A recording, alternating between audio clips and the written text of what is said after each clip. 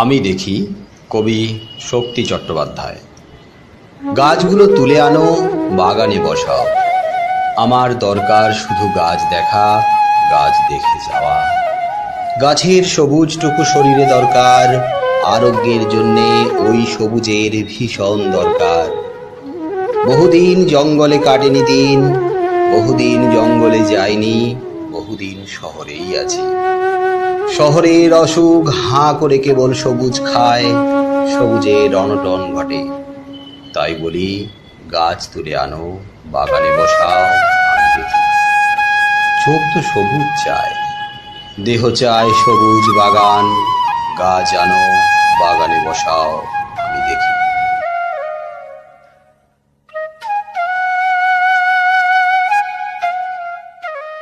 কবি শক্তি চট্টোপাধ্যায় জীবনানন্দ পরবর্তীকালের বাংলা সাহিত্যের অন্যতম প্রধান আধুনিক কবি। কবির জন্ম 1933 খ্রিস্টাব্দে দক্ষিণ চব্বিশ পরগনার বহরুতে। দক্ষিণ চব্বিশ পরগনার বহরু মানে গ্রামে। তার মানে গ্রামের সহজ সরল উদার উচ্ছল পরিবেশে কবির শৈশবের দিনগুলো অতিবাহিত হয়েছে। সেই সাথে গ্রামের সবুজের সান্নিধ্যে থেকে খোলা হাওয়ায় কবি বেড়ে উঠেছে। কবির জীবনের প্রথম দিনগুলো কেটেছে এই গ্রামীণ পরিবেশে, সবুজ উদার প্রকৃতির অঙ্গনে। এটা আমাদের মনে রাখতে হবে, কারণ কবির যে হাঁপিয়ে ওঠা, দমবন্ধ করা পরিবেশ থেকে কবির যে বারবার ছুটে পালিয়ে যাওয়া, তার মূলে কবির ছোট থেকে বেড়ে ওঠা পরিবেশটাও বিরাটভাবে কাজ করেছে। কবির শৈশবের কয়েকটা বছর এই গ্রামের বাড়িতে কাটলেও তারপর তার চলে আসা কলকাতার বাগবাজারে মামার বাড়িতে। কলকাতার বাগবাজার তার মানে কলকাতা শহর, যান্ত্রিকতা, দমবন্ধ করা পরিবেশে চলে আসা। কবির হাতের কাজের প্রতি আগ্রহ থাকায় ছোটবেলায় কবি ভর্তি হন কাশিমবাজার পলিটেকনিক স্কুলে। ছাত্রজীবন থেকে কবিতা লেখা শুরু করেন। অষ্টম শ্রেণীতে পড়ার সময় হরিপদ ঘোষালীর প্রভাবে কবি কমিউনিস্ট পার্টিতে যোগ দেন। তাহলে কমিউনিস্ট পার্টি রাজনীতিতে কবির অংশগ্রহণ। তিনি রূপচাঁদ পক্ষী ছদ্মনামে কবিতা লেখা শুরু করেন।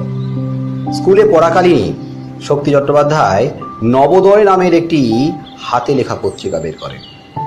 স্কুলের পাঠ শেষ করে তিনি বাংলা সাহিত্যে অনার্স নিয়ে প্রেসিডেন্সি কলেজে ভর্তি হন।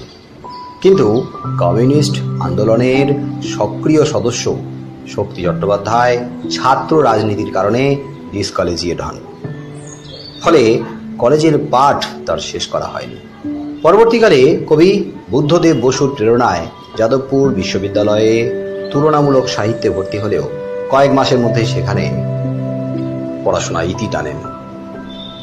কবির কর্মজীবন সম্পর্কে বলা হয়েছে, কবি প্রথম চাকরি করেন ক্ল্যারিয়ন নামক একটি বিজ্ঞাপন কোম্পানিতে কপিরাইটের কাজে। পরবর্তীকালে তিনি ভারবী প্রকাশনা সংস্থায় যোগ দেন। শক্তি চট্টোপাধ্যায়ের পরিকল্পনাতেই এই প্রকাশনা সংস্থা থেকে শ্রেষ্ঠ কবিতা সিরিজের প্রকাশিত হতে শুরু করে। এই সময় কবির বন্ধু পৃথ্বীশ গঙ্গোপাধ্যায়ের সহযোগিতায় একটি টিউটোরিয়াল হোম খোলেন তিনি। পরবর্তীকালে বিশ্বভারতীতে তিনি অতিথি অধ্যাপক হিসেবে যুক্ত ছিলেন। তিনি বুদ্ধদেব বসুর কবিতা পত্রিকায় লেখালেখি করতেন। তারপর সুনীল গঙ্গোপাধ্যায়ের সঙ্গে পরিচিতি হওয়ার সুবাদে তিনি সুনীল গঙ্গোপাধ্যায়ের কৃত্তিবাস পত্রিকার সঙ্গে যুক্ত হয়েছিলেন এবং এই পত্রিকার অন্যতম প্রধান কবি হয়ে উঠেছিলেন। তারপর ধীরে ধীরে 50-এর দশকের একজন শক্তিশালী ও জনপ্রিয় কবি হিসেবে আত্মপ্রকাশ করেন। কবিতা রচনাই ছিল তার একমাত্র আশ্রয়। স্ফুলিঙ্গ সমাদ্দার নামে তিনি গদ্য চর্চাও করেছেন। 1961 খ্রিস্টাব্দে তিনি কুয়োতলা নামে তার প্রথম উপন্যাসটি লেখেন। তার উল্লেখযোগ্য কাব্যগ্রন্থগুলির মধ্যে হে প্রেম, হে নৈশব্দ, ধর্মে আছো জিরাফেও আছো, ঈশ্বর থাকেন জলে, সোনার মাছি খুন করেছি, প্রভু নষ্ট হয়ে যায়, এগুলো উল্লেখযোগ্য। তার লেখা উল্লেখযোগ্য ছোট গল্প নিরুপমের দুঃখ। এছাড়াও তিনি মেঘদূত, অমর খৈয়াম, গালিব প্রমুখের কবিতা অনুবাদও করেছেন। তার সবথেকে জনপ্রিয় কাব্যগ্রন্থ যেতে পারি কিন্তু কেন যাব, এর জন্য তিনি একাডেমি পুরস্কার লাভ করেছেন। তাহলে এখান থেকে আমরা বুঝব যে কবির প্রথম জীবনের দিকটা গ্রামীণ পরিবেশে কাটলেও পরবর্তীতে তিনি কলকাতায় চলে আসেন। সেখানে তার শিক্ষা, সেখানে তার সাহিত্য চর্চা, সেখানে তার কর্মজীবন শুরু হয়। তাহলে এই কলকাতার পরিবেশে কবি হঠাৎ করে বন্দী হয়ে গেলেন। এই জায়গা থেকে আমাদের কবিতাটাকে বুঝতে হবে। মানুষ এখন সভ্য হয়েছে আধুনিক। বিজ্ঞান প্রযুক্তিতে উন্নত শিখরে পৌঁছে গেছে। অর্থনৈতিক স্বাচ্ছন্দ্য বাড়ায় গড়ে উঠেছে নিত্য নতুন অট্টালিকা। নির্বিচারে শুরু হয়েছে অরণ্য নিধন। গড়ে উঠেছে নানান অত্যাধুনিক প্রযুক্তি নির্ভর কল কারখানা। আর এই শিল্প নগরীতে সবুজ নিশ্চিহ্ন হয়ে গেছে।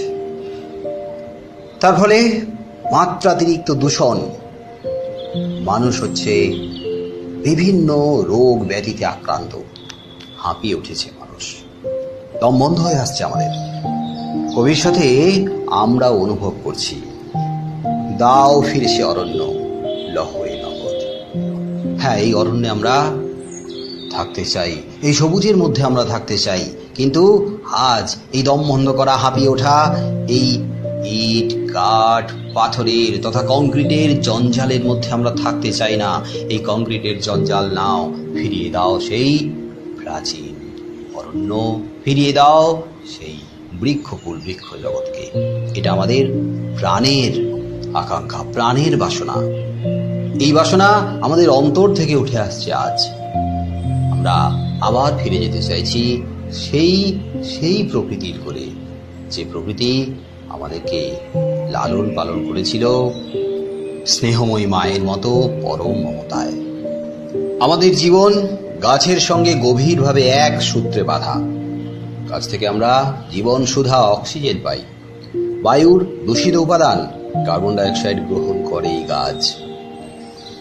গাছ থেকে রোগ নিরাময়ের ওষুধ পাই আমরা। জীবের বেঁচে থাকার উৎস হলো গাছ। জীবের বেঁচে থাকার একমাত্র উপাদান হলো গাছ। পৃথিবীর ভারসাম্য রক্ষা করে চলেছে গাছ। তাই সৃষ্টির উষা লগ্নে প্রথম সে মাথা তুলে আমাদের আশার উপযোগী পরিবেশ গড়ে তুলে দিয়েছিল। আমাদের জন্য সাজিয়ে রেখেছিল স্বাভাবিক স্বচ্ছন্দে বেড়ে ওঠার জন্য সকল রকম সুবিধা পরিবেশ। কবিগুরু রবীন্দ্রনাথ ঠাকুর তার বৃক্ষ বন্দনা কবিতায় এই গাছ সম্পর্কে বলেছেন, অন্ধ ভূমি গর্ভ হতে শুনেছিলে সূর্যের আহ্বান, প্রাণের প্রথম জাগরণে তুমি বৃক্ষ আদি প্রাণ। হ্যাঁ, বৃক্ষই হলো আদি প্রাণ। বৃক্ষই হলো সৃষ্টির প্রথমে আশা, প্রাণের উৎস। সেই পৃথিবীতে প্রথম এসেছে, কিন্তু সে স্বার্থপর, সুবিধাবাদী, সুযোগ সন্ধানী হয়ে যায়নি। বৃক্ষ শুধু উদার মনে দুহাত দিয়ে সাজিয়ে দিয়েছে আমাদের প্রাণের বিকাশের সব অনুকূল পরিবেশকে, তৈরি করে দিয়েছে বেঁচে থাকার, বেড়ে ওঠার অনুকূল পরিবেশ। কিন্তু আমরাই হয়ে উঠেছি অকৃতজ্ঞ, বেঈমান, অবিবেচক, স্বার্থপর, সুবিধাবাদী, সুযোগ সন্ধানী হয়ে উঠেছি আমরা মানুষেরা। নিষ্ঠুর হাতে নির্মূল করতে উঠে পড়ে লেগেছি আমাদের প্রাণের উৎসকে। কিন্তু কবি চান গাছের সঙ্গে নিজের সত্তাকে জড়িয়ে রাখতে। আর এই মানুষ তথা জীবকুলের সত্তাকে এই গাছ তথা বৃক্ষ, অরণ্য জগৎ, এই বৃক্ষকুলের সঙ্গে একাত্ম করে দিতে। কবি শক্তি চট্টোপাধ্যায় তার ও গাছ আমাকে নাও কবিতায় বলেছেন, ও গাছ আমাকে নাও, মুহূর্তের জন্যে হলেও নাও, তোমার ভিতরে আমি ধীরে বেড়ে ওঠা দেখে আসি। পাথরের মতো স্তব্ধ তুমি নও, সম্প্রীতি রয়েছে, রস রয়েছে, স্নেহ আছে, ভালোবাসা, বিবেচনা আছে। হ্যাঁ, গাছের মধ্যে স্নেহ আছে, ভালোবাসা আছে, বিবেচনা শক্তি আছে, গাছের মধ্যে সম্প্রীতির ডাক আছে। গাছ পাথরের বুকে ফুল ফোটায়, গাছ পাথরের মতো স্তব্ধ হয়ে থাকে না। তাই কবি গাছের সঙ্গে মিশে যেতে চান, গাছের সঙ্গে হারিয়ে যেতে চান, জড়িয়ে যেতে চান। মুহূর্তের জন্য হলেও গাছ যদি কবিকে নেন, তাহলে কবির জীবন শান্তিতে, সমৃদ্ধিতে, ভালোবাসায় পরিপূর্ণ হয়ে যাবে। কিন্তু গাছের মধ্যে স্নেহ, ভালোবাসা, বিবেচনা শক্তি থাকতে পারে, বা গাছের মধ্যে স্নেহ, ভালোবাসা, বিবেচনা শক্তি থাকলেও আমরাই আমাদের বিবেক, মনুষ্যত্ব আর বিবেচনা শক্তিকে বিসর্জন দিয়েছি শুধু ক্ষুদ্র স্বার্থের কারণে। উজাড় করে চলেছি আমাদের পরম বন্ধুকে। ভাবতে অবাক লাগে, শুধু আমাদের পরম বন্ধু নয়, আমরা আমাদের পরম বন্ধুকে, আমাদের সৃষ্টিকর্তাকে, আমাদের ঈশ্বরকে, আমাদের দেবতাকে উজাড় করতে গিয়ে আসলে আমরা তো নিজের হাতে আমাদের ফুসফুসের টুঁটি চেপে ধরেছি। নিজের হাতে আমরা উবড়ে ফেলতে চলেছি, নিজের হাত দিয়ে আমরা উবড়ে ফেলতে চলেছি আমাদের হৃৎপিণ্ডকে। হ্যাঁ, এই বৃক্ষ জগৎকে উৎখাত করা মানেই আমরা আমাদের হৃৎপিণ্ডকে উৎখাত করছি। আমরা আমাদের প্রাণের সত্তা, প্রাণকেই উৎখাত করতে বসেছি। আমরা সব জানি, সব বুঝি, তাও আমরা অবিবেচকের মতো সিদ্ধান্ত নিয়ে চলেছি। স্বার্থপর, ভয়ঙ্কর স্বার্থপর, ভয়ঙ্কর সুবিধাবাদী, সুযোগ সন্ধান। কবি জীবনানন্দের কথায় আমাদের কারণে অদ্ভুত আঁধার এক এসেছে পৃথিবীতে আজ। বাস্তবিকই তাই। আজ সারা পৃথিবী জুড়েই স্বাভাবিকতা হারিয়ে গিয়ে বেড়ে উঠেছে অন্য এক আবহ, অন্য এক পরিবেশ, যে পরিবেশে শুধুই হিংসা, দেশ, লোভ, লালসা,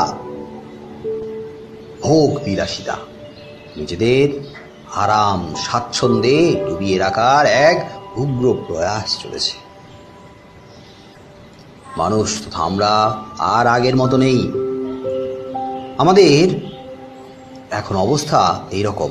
কবি শঙ্খ ঘোষের কথায়, এমনিতে বেশ দিব্যি ভালো, সৌজন্যেও কমতি নেই। তেমন সময় হলেই দাঁত নখ সব বেরিয়ে আসে। দাঁত নখ হলো লোভের, উগ্রতার দাঁত নখ। কতখানি হিংস্র, কতখানি অমানবিক, কতখানি নিষ্ঠুর আমরা হতে পারি। আমরা এই আধুনিক সময় দাঁড়িয়ে, এই একবিংশ শতাব্দীর প্রথমার্ধে দাঁড়িয়ে নির্লজ্জ উগ্রতাকে নগ্ন করে দিয়েছি, উন্মোচিত করে দিয়েছি। হ্যাঁ, আজকের এই পরিস্থিতির জন্য, এই মুহূর্তে আমরা যে পরিস্থিতিতে দাঁড়িয়েছি, এই পরিস্থিতির জন্য কারা দায়ী? আমরাই দায়ী। হ্যাঁ, আমরাই দায়ী। আমরাই নিষ্ঠুরভাবে আমাদের হত্যা লীলায় মেতে উঠেছি, আমাদের ধ্বংস লীলায় মেতে উঠেছি। আসলে আমরা বৃক্ষকে নয়, গাছকে নয়, অরণ্যকে নয়, আমরা আমাদেরকেই উৎখাত করার জন্য ঠেলে রেখেছি। ঠিক এই জায়গায় দাঁড়িয়ে আমাদের বুঝতে হবে কবি শক্তি চট্টোপাধ্যায়ের আমি দেখি কবিতা। আমার দরকার শুধু গাছ দেখা, গাছ দেখে যাওয়া। গাছের সবুজটুকু শরীরে দরকার, আরোগ্যের জন্য ওই সবুজের ভীষণ দরকার। গাছ কবির জীবনযাপনের প্রধান অবলম্বন। আমার দরকার শুধু গাছ দেখা, আসলে নিজের বেঁচে থাকার জন্য কবি গাছকে চেয়েছেন। কবি গাছকে চেয়েছেন মানে আসলে মানুষ নিজের বেঁচে থাকার জন্য গাছকে চেয়ে থাকেন।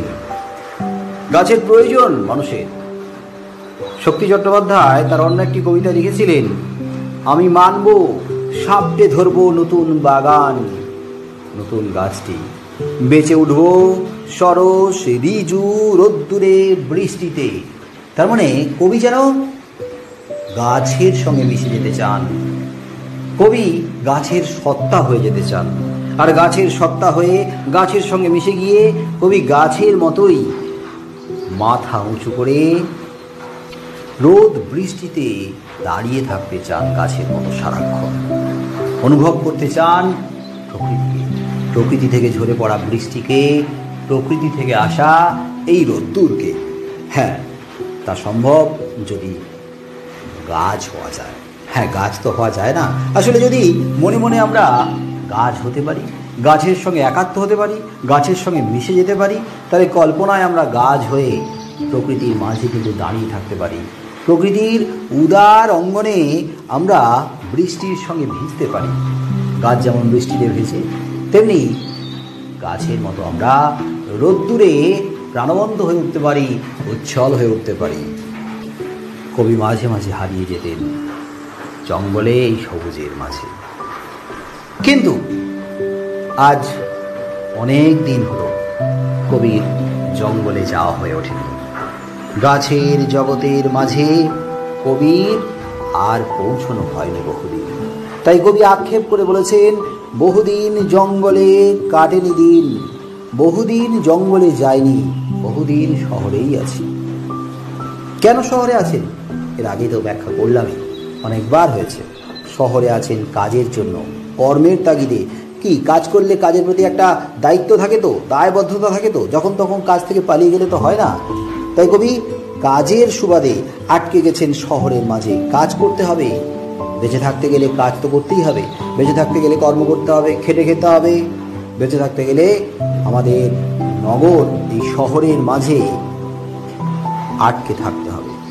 কিন্তু মন যখন ছটফট করে, মন যখন উচ্চাটন হয়, মন যখন উতলা হয়ে ওঠে, তখন আমরা ছুটে যেতে চাই এই কংক্রিটের জঞ্জাল থেকে সরস প্রকৃতির মাঝে। কবিও যেতে চেয়েছিলেন, কিন্তু বহুদিন জঙ্গলে কাটেনি কবির, বহুদিন তার জঙ্গলে যাওয়া হয়ে ওঠেনি। তাই কবি বহুদিন ধরে শহরে আটকে আছেন আর হাঁপিয়ে উঠেছেন, ছটপট করছে কবির মন। শহরের অসুখ হাঁ করে কেবল সবুজ খায়, সবুজের অনটন ঘটে। এই দুটো লাইন খুব ইম্পর্টেন্ট, যে শহরের অসুখ হাঁ করে কেবল সবুজ খায়। শহরের অসুখ বলতে কি বোঝানো হয়েছে প্রশ্ন আসতে পারে।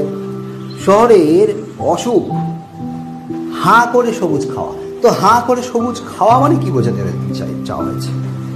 এবং শহরে সবুজের অনটনই বা ঘটে কেন? সবুজের অনটন ঘটলে তার পরিণতি কি হয়?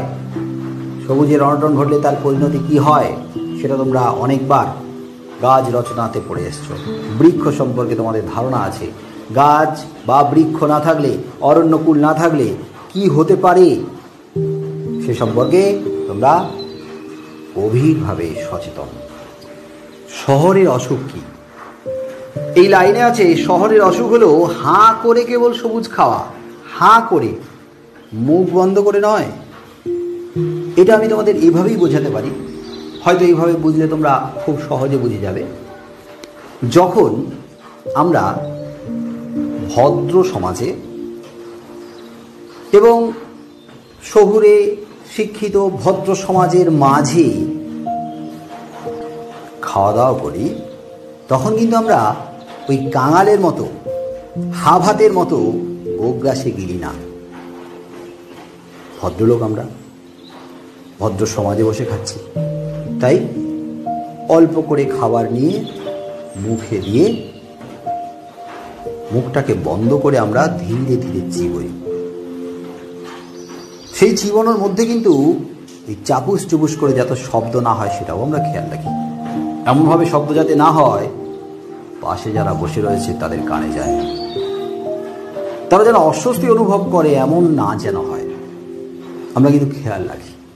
কিন্তু আবার কখনো কখনো আমরা দেখি কেউ কেউ পাশে বসে খাচ্ছে বা অনেক দূরে বসে খাচ্ছে, এমনভাবে খাচ্ছে ওই মুখে খাবারের আওয়াজ হচ্ছে, চাপুস চুপুস করে শব্দ হচ্ছে।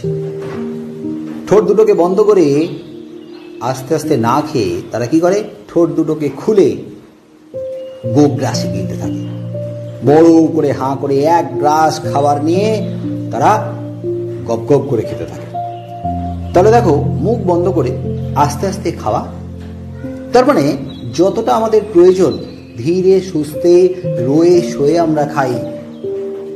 আর যখন এই সীমাটা ছাড়িয়ে যায় তখন আমরা এক গ্রাস মুখে নিয়ে হাঁ করে গপ গপ করে গিলতে থাকি। তার মানে যে প্রয়োজন আমাদের, যতখানি প্রয়োজন ওই মুহূর্তে, তার থেকেও আমরা খুব তাড়াতাড়ি খাওয়ার চেষ্টা করি। আর এই খাওয়াতে আমরা বেশি খেয়ে ফেলি বা বেশি খাই। এ যেন সেই ভাত গল্পের উৎসব নাইয়ার মতো, যে উৎসব মনে করেছিল যে যত রকমের ভাত হয়েছে, যত রকম চালের ভাত হয়েছে, তার মধ্যে সব থেকে বেশি হয়েছে মোটা সাপটার চালের ভাত। ওই মোটা সাপটার চালের ভাত রয়েছে যে হাঁড়িতে, যে ডেকচিতে, সেটা নিয়ে সে পালাবে। তারপরে ওই স্টেশনে বসে সে খাবল খাবল ভাত খেয়েছিল, মানে এক গ্রাস ভাত একবারে মুখে নিয়ে গোগ্রাসে নিয়েছিল। তার মানে শহরের অসুখ কিন্তু আস্তে আস্তে সবুজ খাওয়া নয়, অল্প অল্প করে সবুজকে ধ্বংস করা নয়, একেবারে হাঁ করে সবুজ খাওয়া। হাঁ করে মানে বুঝতে পারছো, তার মানে গোগ্রাসে খাওয়া। যতটা প্রয়োজন আমরা জানি যে শহর প্রসারিত হতে থাকে। শহর প্রসারিত হয় কখন? না, যখন গাছপালাকে কাটা হয়, যখন অরণ্য প্রকৃতিকে ধ্বংস করা হয়, যখন গ্রাম বাংলাকে গ্রাস করে শহর, তখন আস্তে আস্তে শহর কিন্তু প্রসারিত হয়। হ্যাঁ, শহর প্রসারিত হবে, এটা শহরের ধর্ম। কিন্তু সেটা যদি আস্তে আস্তে ধীরে ধীরে সময়ের সঙ্গে বজায় রেখে তাল মিলিয়ে আস্তে আস্তে এগোয়, তাহলে কিছু বলার নেই, এটা যুগের ধর্ম। কিন্তু আমরা দেখতে পাচ্ছি শহর কিভাবে বাড়ছে, শহর ভয়ঙ্কর গতিতে বাড়ছে। এক শ্রেণীর অসাধু ব্যবসায়ী, অসাধু প্রমোটার, তারা কি করছে? তারা নিজেদের লাভের জন্য, নিজেদের সুবিধার জন্য, নিজেদের অর্থের লোভ পরিপূর্ণ করার জন্য নির্বিচারে সবুজকে ধ্বংস করছে। একেই বলা হয়েছে শহরের অসুখ। শহরের অসুখ হলো নগরায়ন, সবুজকে ধ্বংস করে কংক্রিটের জঞ্জাল গড়ে তোলা। শহরের অসুখ হলো হাঁ করে সবুজ খাওয়া। আমার মনে হয় তোমরা বুঝতে পেরেছো যে হাঁ করে সবুজ খাওয়া মানে কি বোঝাতে চাওয়া হলো। তাহলে কবি লক্ষ্য করেছেন নাগরিক আগ্রাসন, আর এই নাগরিক আগ্রাসন ধীরে ধীরে প্রকৃতিকে গ্রাস করছে না, একেবারে ভয়ঙ্কর গতিতে, দ্রুত গতিতে, প্রয়োজনের থেকে অনেক বেশি গতিতে নির্বিচারে শহরে সবুজকে ধ্বংস করে উৎখাত করছে, একেবারে চিরতরে নির্মূল করার খেলায় মেতে উঠেছে। আর এই আগ্রাসনকেই, সবুজ ধ্বংস করার, গ্রাস করার আগ্রাসনকেই কবি বলেছেন শহরের অসুখ, যা ধ্বংস করে চলে সবুজ প্রকৃতিকে। এই নগরায়নের অসুখ থেকে মুক্তির পথ কোথায়? কি না, গাছ। মুক্তির পথ হলো বাগানে বেশি করে গাছ বসানো, গাছ লাগানো, বাগানকে সবুজে ভরে দেওয়া। কবি চেয়েছেন প্রকৃতিকে এই শহরের মধ্যে নতুনভাবে স্থাপন করতে চেয়েছেন, নতুনভাবে আবার প্রকৃতি সবুজে ভরে উঠুক। এই ইচ্ছা থেকেই কবি আবেদন করেছেন। দেখবে পরের স্তবকে আছে যে গাছগুলো তুলে আনো, বাগানে বসাও। এই পংক্তির মাধ্যমে কবির প্রকৃতির ছোঁয়া পাওয়ার প্রবল আকাঙ্ক্ষা প্রকাশিত হয়েছে। কবি বহুদিন জঙ্গলে যেতে পারেননি, সুযোগ হয়ে ওঠেনি। আর এদিকে শহরের অসুখ হাঁ করে সবুজ খেয়ে চলেছে। শহরে সবুজের অনটন, সবুজের অভাব, ঘাটতি দেখা দিয়েছে। তার জন্যই কবি আবেদন রেখেছেন মানুষের কাছে, অনুরোধ করেছেন, স্বনির্বন্ধ আবেদন, অনুরোধ, কবি আহ্বান করেছেন। তাই বলি, গাছ তুলে আনো, বাগানে বসাও, আমি দেখি মানে কবি দেখতে চান, কিন্তু আসলে কবির দৃষ্টি দিয়ে, কবির চোখ দিয়ে আমরাই দেখতে চাই শহরের মানুষেরা, আমরাই দেখতে চাই নাগরিক জীবনে পচে মরতে বসা মানুষেরা। কবি বলেছেন চোখ তো সবুজ চায়।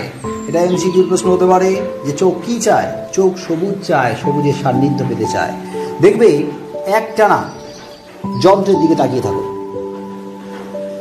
চোখের ওপরে প্রভাব পড়বেই।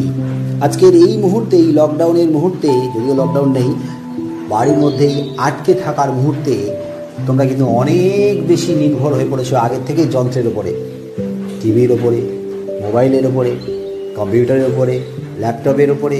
তার মানে প্রায় সারা দিন রাত তোমাদের চোখ কিন্তু যন্ত্রের সঙ্গে মিশে গেছে। দেখবে একটানা মোবাইলের দিকে তাকিয়ে থাকতে থাকতে চোখ ব্যথা করে, চোখও ক্লান্ত হয়ে যায়। কিন্তু যদি একটানা গাছের দিকে তাকিয়ে থাকো, সবুজের দিকে তাকিয়ে থাকো, গাছের ডালপালার দিকে সবুজের মধ্যে একটানা তাকিয়ে থাকলে কিন্তু চোখের ক্লান্তি আসে না। আসলে চোখ ওই সবুজ থেকে যে শক্তি নেয়, যে আরাম নেয়, প্রশান্তি পায়, তাতে চোখ কিন্তু আরও সচল হয়ে উঠতে থাকে। কিন্তু এই যন্ত্র আমাদের চোখকে কাহিল করে দেয়। তাই কবি বলেছেন, যন্ত্রের দিকে নয়, চোখ যন্ত্রের দিকে তাকিয়ে থাকতে থাকতে যান্ত্রিক হয়ে যেতে পারে, চোখের উপরে তার প্রভাব পড়তে পারে, চোখ সত্যি নষ্ট হয়ে যেতে পারে। কিন্তু সবুজের দিকে তাকিয়ে থাকো, চোখ আরও দীর্ঘস্থায়ী হবে, চোখের দৃষ্টি আরও উজ্জ্বল হবে। তাই চোখ তো সবুজ চায়, আর দেহ চায় সবুজ বাগান। হ্যাঁ, দেহ সবুজ বাগান চায়। আসলে সবুজ বাগানের ওই সবুজের স্পর্শ, দেহে যখন সবুজের স্পর্শ আসে, তখন আমরা সমস্ত ক্লান্তি ভুলিয়ে দিয়ে আমরা কিন্তু আবার উচ্ছল প্রাণবন্ত হয়ে উঠতে পারি, আবার আমরা শক্তি খুঁজে পাই, আবার আমরা সচল হয়ে উঠতে পারি। তাই কবির দেহ চায় সবুজ বাগান, চোখ সবুজ চাই। কবিতাই বলেছেন, গা জানো বাগানে বসাও আমি দেখি। কবি শক্তি চট্টোপাধ্যায়। সভ্যতার আদিকালে অর্থাৎ প্রাচীন ভারতে সমাজ সংস্কৃতিতে বৃক্ষ ছিল দেবতার মতো। তোমরা ছোট থেকে বৃক্ষ তথা গাছ রচনা বহুবার পড়েছ। গাছ সম্পর্কে, গাছের গুরুত্ব সম্পর্কে,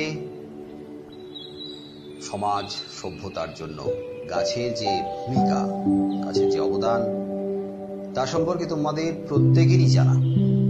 আমরা সবাই সজাগ, সচেতন। আমরা সবাই জানি গাছ আমাদের জীবনে কতখানি গুরুত্বপূর্ণ। শুধু আজকের নয়, সেই সভ্যতার উষালগ্ন থেকে প্রাচীন পৃথিবীর প্রায় প্রত্যেকটি সমাজের মানুষ তাদের সংস্কৃতির সঙ্গে বৃক্ষকে জড়িয়ে ফেলেছে।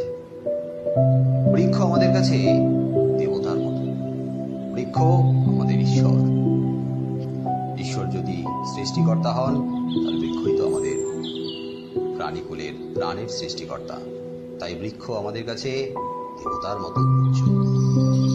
সেই উষা লগ্ন থেকে মানুষ ছিল অরণ্যচারী ছিল মানুষ। অরণ্যের ছায়াতলে বৃক্ষের ফল ফুল পাতা, বৃক্ষের বলগলে অর্থাৎ গাছের ছালের উপরে নির্ভর করে মানুষ জীবনযাপন করত।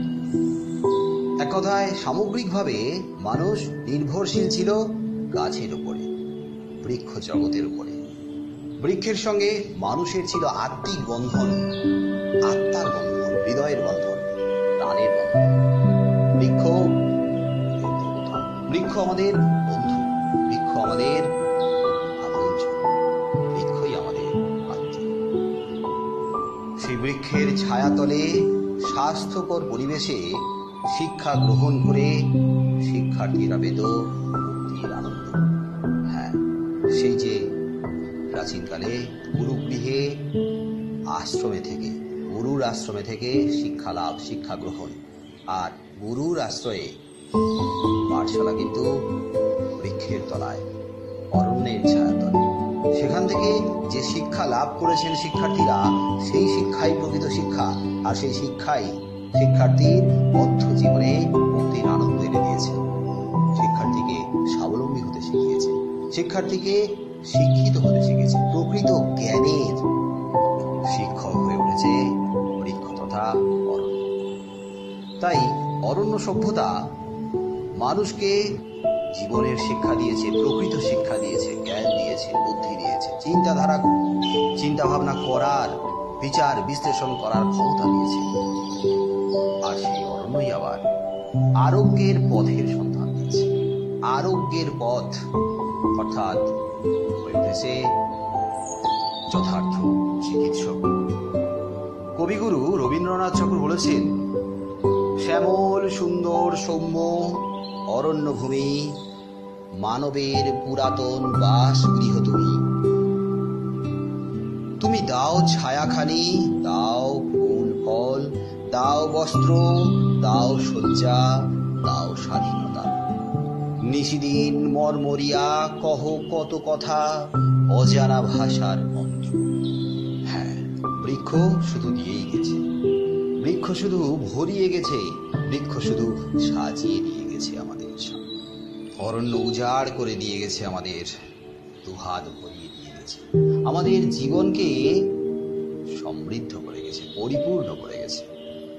আমাদের জীবনে, আমাদের সমাজ সভ্যতায়, আমাদের উৎকর্ষের পেছনে এই গাছ তথা বৃক্ষের ভূমিকা অপরিসীম।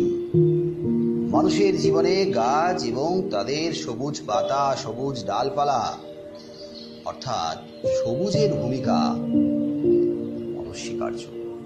পৃথিবীর সৌন্দর্যের বিকাশে গাছেদের ভূমিকা ভীষণভাবে আমাদের স্মরণ করতে হয়, মেনে নিতে হয়।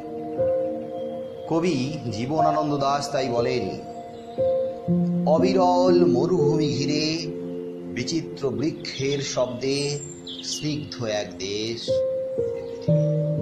হ্যাঁ, এই পৃথিবীকে স্নিগ্ধ করেছে বৃক্ষ। এই পৃথিবীতে সুশীতলতা এনেছে, শান্তি এনেছে, স্নিগ্ধতা এনেছে বৃক্ষ। মরুপ্রান্তরকে মরুদ্যানে পরিণত করেছে বৃক্ষ তথা। আজ নয়, সেই সৃষ্টির আদি লগ্ন থেকে, উষা লগ্ন থেকে এই বৃক্ষ পরিপূর্ণ সবুজ প্রকৃতির সাথে মানুষের প্রাণের গভীর সম্পর্ক তৈরি হয়েছে। বৃক্ষই তো মানুষকে দিয়েছিল এক নিশ্চল প্রশান্তি, দিয়েছিল বেঁচে থাকার আশ্বাস, দিয়েছিল স্বাবলম্বী হওয়ার বার্তা। আমাদের অস্তিত্ব রক্ষার সহায়ক হয়ে উঠেছে বৃক্ষ। গাছেদের সবুজ অংশ বাতাস থেকে কার্বন ডাই অক্সাইড গ্রহণ করে আর অক্সিজেন ত্যাগ করে জীবের শ্বাস বায়ুর ভারসাম্য রক্ষা করে। এ তো তোমরা প্রত্যেকেই জানো। ছোট থেকে এই বিষয় সম্পর্কে আমাদের প্রত্যেকেরই জ্ঞান রয়েছে, আর তার জন্যই অস্তিত্ব রক্ষা পায় মানুষ সহ সমগ্র জীবকুলের। পুষ্টিদানে গাছের ভূমিকা অপরিসীম। গাছেদের সবুজ অংশই মানুষ এবং অন্যান্য জীবকুল খাদ্য হিসেবে গ্রহণ করে, বা অন্যভাবে বলতে গেলে এই গাছেদের সবুজ অংশ মানুষ এবং অন্যান্য জীবকুলকে অনেকাংশে খাদ্য জুগিয়ে পুষ্টি দান করে। বিনিময়ে কি তারা দাম চায়? না, দাম চায় না। তাদের ফুল দিয়ে যেমন সৌন্দর্যে ভরিয়ে দেয়, ফুলের সুবাস দিয়ে যেমন চারদিককে ভরিয়ে দেয়, তেমনি আকাশ থেকে মেঘ জমিয়ে বৃষ্টি নামায়, জল দেয়। এসবই করে তারা নিঃস্বার্থভাবে।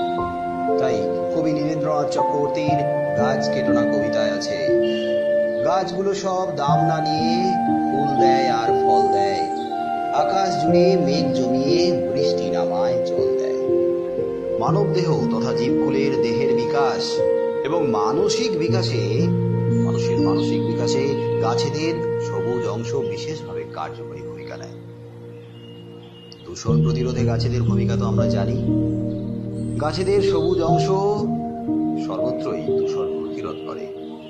শহর অঞ্চলে দূষণ কমাতে এবং সবুজের দ্বারা মানুষকে স্নিগ্ধ করতে, মানুষকে শান্তি দিতে গাছ যথেষ্ট গুরুত্বপূর্ণ বা সহায়ক ভূমিকা পালন করে। গাছ আবার আরোগ্যকারী ভূমিকা হিসেবে আমাদের পাশে রয়েছে সর্বক্ষণ। এমন কোনো স্থান নেই যেখানে গাছ একজন আদর্শ সুচিকিৎসকের দায়িত্ব নেয় না। হ্যাঁ, বিশেষ করে শহর অঞ্চলে গাছেদের সবুজ অংশ শরীর এবং মনের অসুখ সারায়। গাছের শ্যামলিমা তথা সবুজের মধ্যে আছে প্রেম, প্রীতি, ভালোবাসার ঠিকানা। গাছের মধ্যে কোনো জিঘাংসা বৃত্তি নেই, অর্থাৎ হত্যা করার প্রবৃত্তি বা ইচ্ছা। জিঘাংসা। এই জিঘাংসা বৃত্তির বদলে, এই আঘাতের পরিবর্তে গাছ কিন্তু আমাদের প্রেম ভালোবাসা দিয়ে আপন করে নেয়। আঘাতের পরিবর্তে তারা প্রত্যাঘাত করে না, বরং জীব জগৎকে অন্তরের সরলতায় আপন করে নেয়। রোদ বৃষ্টিতে, ঝড় জলে, দিন রাত সর্বক্ষণ মাটিকে আশ্রয় করে আঁকড়ে ধরে রেখে মুক্ত আকাশের দিকে উন্নত শির বা মাথা তুলে অতন্ত্র প্রহরীর মতো দাঁড়িয়ে থাকে। সূর্যালো, জ্যোৎস্না ও মেঘের বাড়ি ধারা গায়ে মেখে নিত্য নতুন ফুল ফল ও পল্লবে তারা বৈচিত্র্য মণ্ডিত হয়ে বিশ্ব জগৎকে নিজেদের অপার সৌন্দর্যে ভরিয়ে দেয়। তাই অরণ্য তথা বৃক্ষকুল বা বৃক্ষ জগতের কাছে আমরা চিরঋণী।